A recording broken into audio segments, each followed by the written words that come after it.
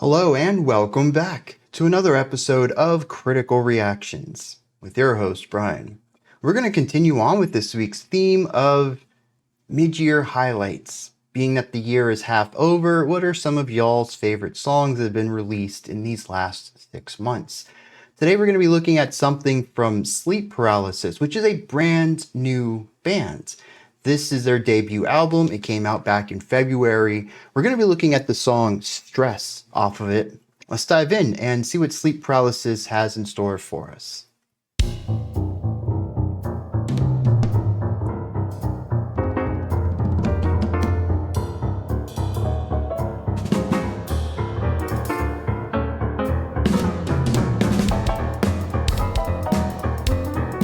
Okay, we got a dark jazzy thing going on here.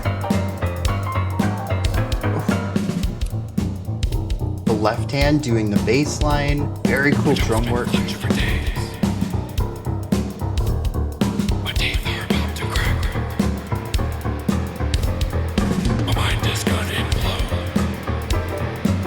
Rising pitches.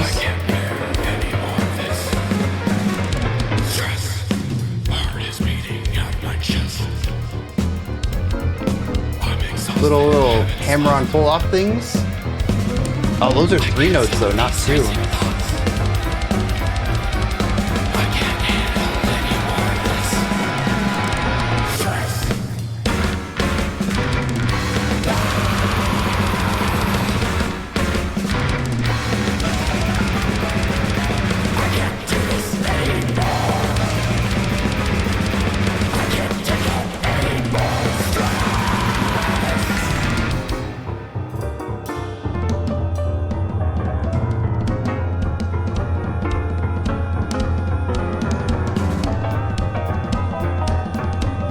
The clean vocals in the back.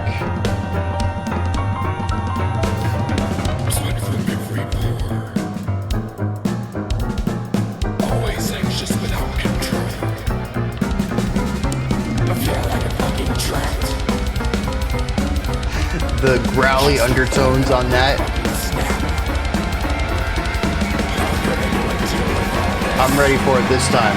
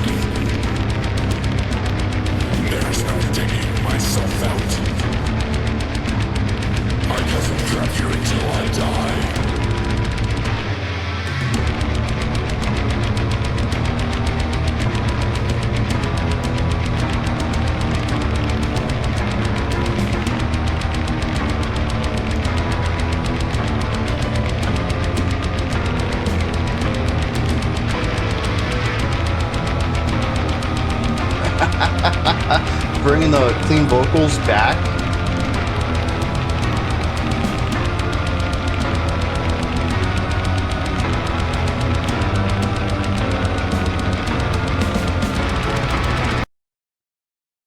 And I assume that goes into the next track.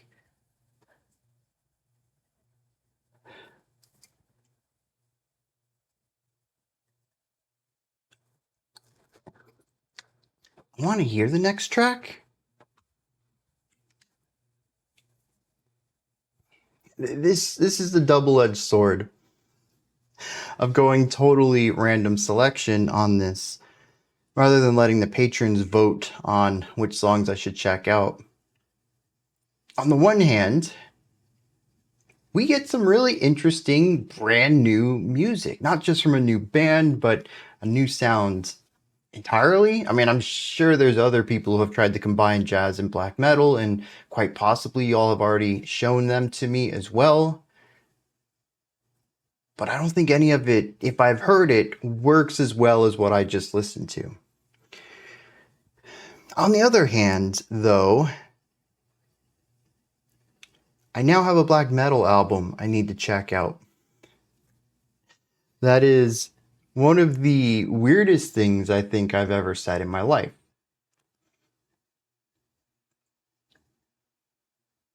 It's a good problem to have, I think, to be excited about music I'm not typically. But I do know that bridge music like this is the path to enjoying the source music. I'm not against enjoying black metal. I'm just afraid of what I might become if I do. Jokes aside though, what's going on here, man? This is dark jazz. Really heavy dark jazz. We have some rather expressive chord progressions at the beginning on the piano. Actually, let's just talk about this. The intro is just piano and drums. We have drum center, we have left hand piano or the lower notes on the left side, right hand piano or the higher notes on the right side. The left gives us the chords. Dun, dun, dun, dun. Very dark, very brooding, very heavy, and heavily played as well. Even when we're at the lighter volume, you can still feel the effort into pushing these keys down. There is a stark accent at the beginning of each of these chords, even during the quieter sections. The accent grows in size with the volume. You still have accents as the volume gets higher, but even down here, there's still a differentiation between the beginning of the note and how it trails off.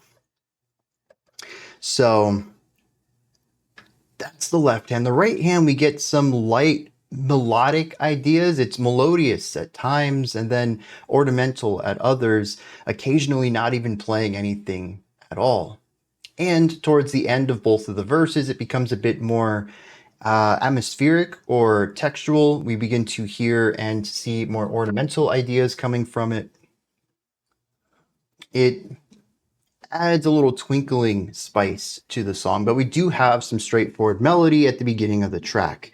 I do like the roll shifting on this higher pitched piano stuff. I think that works really well. Against this is the drums, and they are keeping the time with a bit of some rhythmic syncopation. It's not necessarily swung, but there is a non-standard or non-repeated time feel to it. It feels jazzy. I think that's the best way to describe it without getting into the technical details of what exactly the drummer is doing. There are some nice, more melodic passages on the drums as they incorporate bits of all of the cymbals and the snare, toms, and bass in rhythmically interesting ways, never really leaning into a short, repeated groove, but looking at a more expanded idea that has flow through it, more like how a melody is crafted with changing notes, pitches, and rhythms. We can hear some of that same thing coming out of the drums. It's entirely ear-catching, all of it. The heaviness of the piano, the light dexterity on the other side of the piano, the ornamental twinkling that we get, and the jazzy lightness, almost very dexterous style of drumming. The atmosphere is set. I don't even know what the song is supposed to, I mean, it's stress, right? And the song is definitely stressful. We'll touch on that in a little bit when we hit more thematic ideas. But it feels dark, it feels alone here. There's a vast separation between most of the instruments, a lot of space, it feels empty. I get a lot of that from this opening, plus the whole brooding chord progression we get out of that left hand on the piano. on top of all of that, and if we needed anything else, which I honestly don't think, but we have these really low, growly, almost heavy breathing, lower pitched voices coming in, singing, talking to us. It's kind of spoken word with the focus on rhythmic flourish. Feels more poetic than spoken word, but maybe the line between those two is kind of blurry anyways.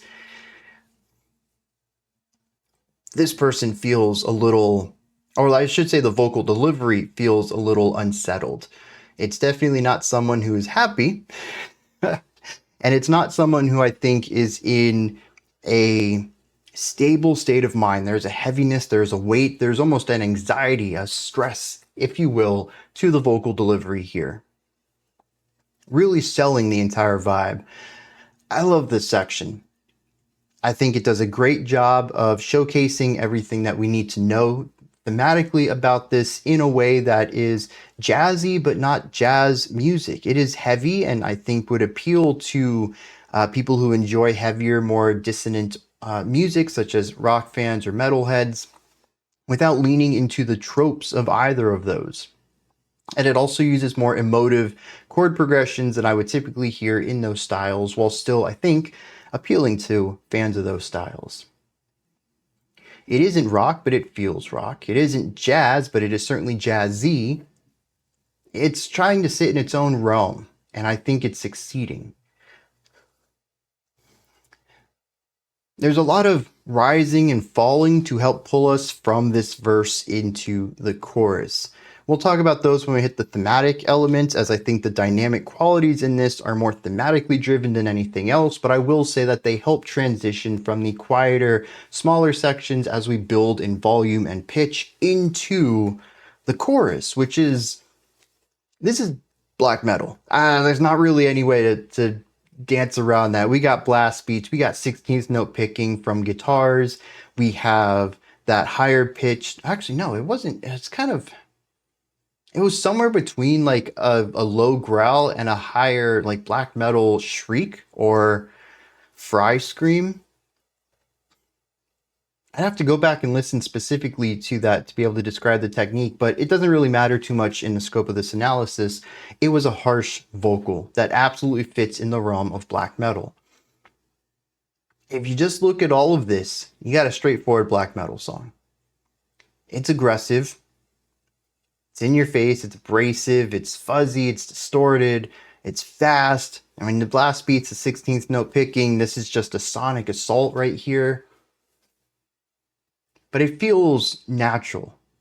This is what I often talk about when I speak about wanting these more extreme elements as a spice, whether it is blast beats or 16th notes or genty rhythms or, very abrasive vocal work.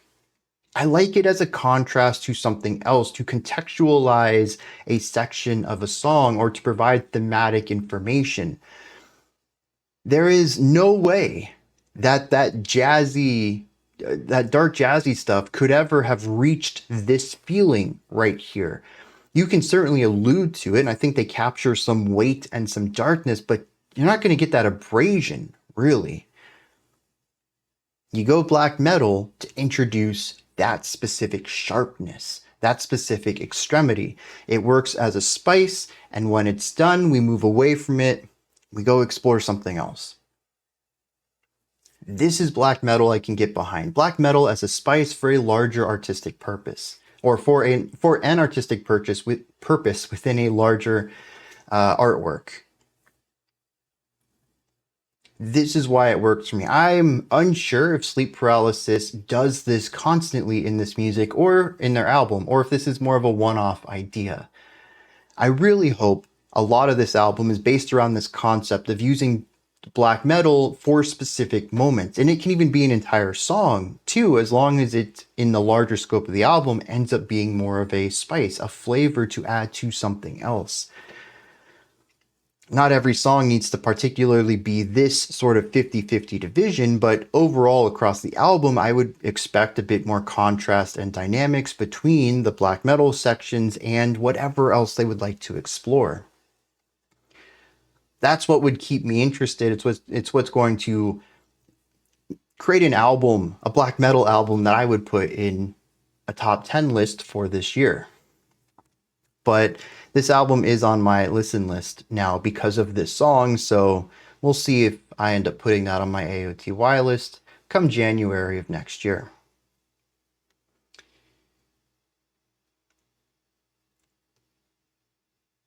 Where was I going with all of this? Spice, use sparingly. Oh, there's also another aspect to this chorus, though, that I think really stands out. It's the use of the piano to drive melody. We do have some melodic movement in the guitars. If you listen to them, they're not just playing a chord for 4 bars straight or for 2 bars straight and then changing chords or whatever like that. There is some quicker movement to it that can come off as melodic, but a lot of the melodic qualities here come from the piano, which sit sort of outside of the guitars. They're a little muted compared to everything else, but they're definitely have been given a volume bump in order to compete with these guitars. I really like this, not only just because there is a melody in here that I can hear that isn't disguised by the production, but also because of the timbre contrast here. We do have the aggression and bite and distortion of the guitars and the compression of the vocals with their harsh sounds, but we also have clean piano here. And it provides something that my ear can lock onto that's less abrasive. I can still take in those gnarly sounds, but they're a spice in addition to the cleaner textures that I'm listening to. It's a way of putting an atmosphere, a gnarly, dirty atmosphere around a core sound that I can focus on. Once again, it's about balance. And I found that to be quite effective. And it's such a simple idea. And it's funny because I just talked about this week, was it? Maybe it was, not this week, but last week. Maybe the week before, when I had brought up that I find that violin works really well in black metal. And a lot of it isn't just because, hey, I'm a classical guy, the violin sounds great. But no, it does. But it's also because the violin doesn't need to be distorted. Choir doesn't need to be distorted. You can put these elements alongside the black metal and have contrast between the gnarly and the pristine. And I think that balance tends to help soften the sound a little bit into something that I am more receiving of. And I think this is a fantastic showcasing of that. It doesn't need to be a violin. It could be anything clean, anything, not even necessarily acoustic. We don't have clean electric in here, as long as it's loud enough not to get disguised by the vast sound of the distorted guitars and can provide that little extra boost. Now, granted, it drastically changes everything. I don't know how much black metal fans, like true cult third wave black metal fans, would like this, because it does soften the sound out a little bit. It does create something a little more palatable, where the guitars and the abrasion of that is no longer, what's in the center of the frame. At least to me, it's the background to the piano. Now, I don't think it's produced that way. The piano is on the outside of it, and the guitars are a little bit louder than the piano, but I still found it quite easy to lock in on the piano and listen to that melody against the texture of everything else happening. One was in the foreground where my attention was, the rest was in the background, coloring and contextualizing what I was focusing on. But it is what's going to help it appeal to me.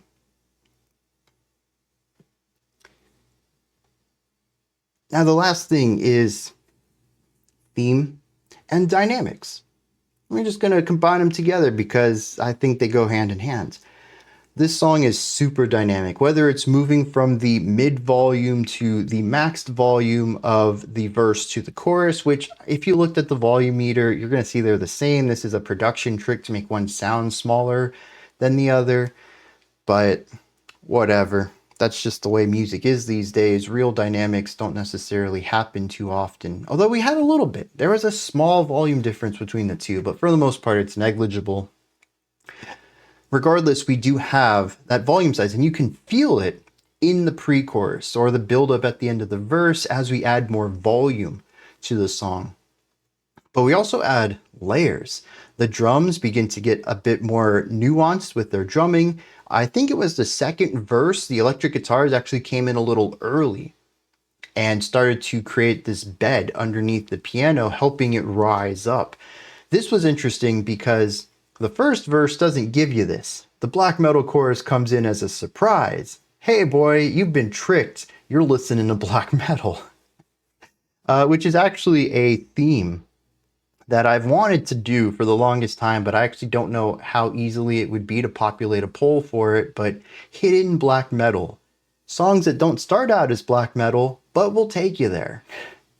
It also wouldn't be a great theme though, because I wouldn't be able to be surprised. I'd be expecting it, and that kind of ruins something like this, where you get a pretty authentic reaction of me saying, oh God, I'm enjoying a black metal track. How did this happen to me? But yeah, during the first verse, they don't allude to this at all. The black metal guitars come in out of nowhere. But on the second verse, being that you already know the gimmick here, they help support the rest of the song in the verse and pull it into that chorus. So we do have the volume dynamics there, but we also have tension dynamics. We have texture dynamics. The chords get heavier and a bit more dissonant going into the chorus.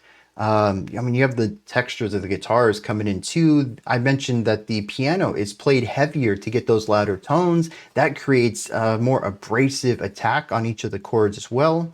It's just overall something that feels like a growing tension or a growing stress that leads into the break. It leads into the black metal moment. This is the song at its most extreme, its most heavy, its most weighty.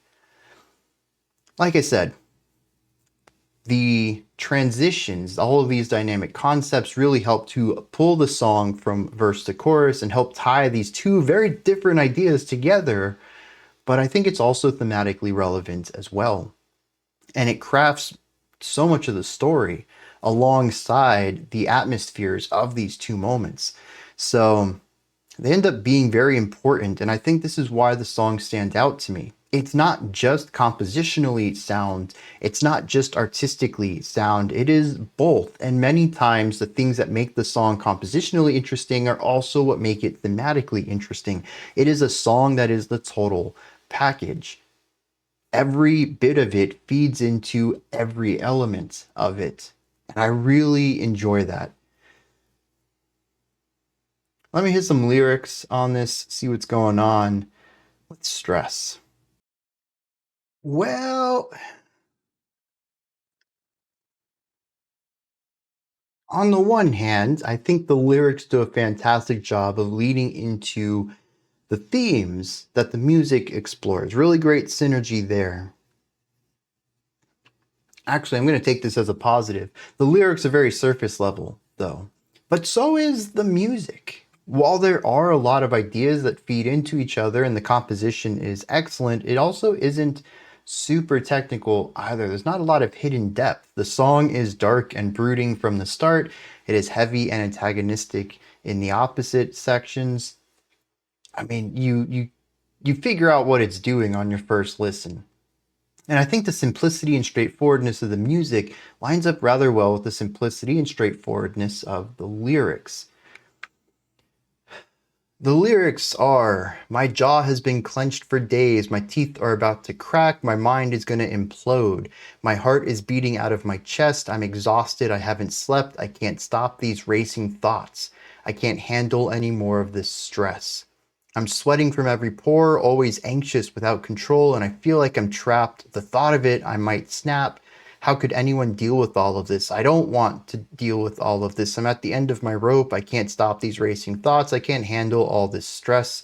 I can't escape this sinking feeling. I'm sinking into a hole. There's no digging myself out. I guess I'm trapped here. It's a lot of, I feel lost. I feel crushing weight on me. And just finding a lot of ways to repeat that idea over and over and over and over.